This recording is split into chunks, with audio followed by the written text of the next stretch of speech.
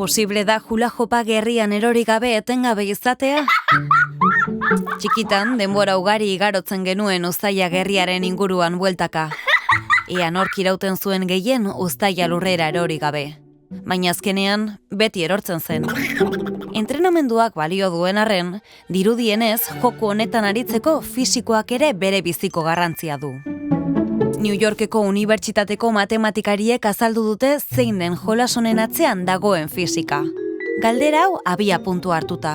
Zein mugimendu eta gorputz formek dute eragina uztaila biraka mantentzerakoan? Ez dituzte gizakiak erabili erantzunak topatzeko.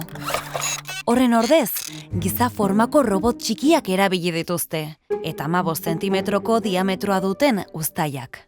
Emaitzek erakutsi dute gerriaren mugimendua ez dela gakoa hula joparen artean.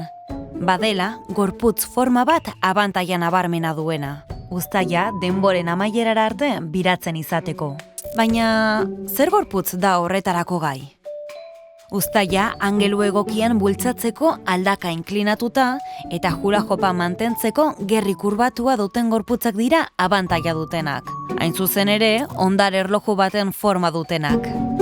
Uztailarekin dantza egitera zoazin hurrengo aldian? Egizu galdera hau.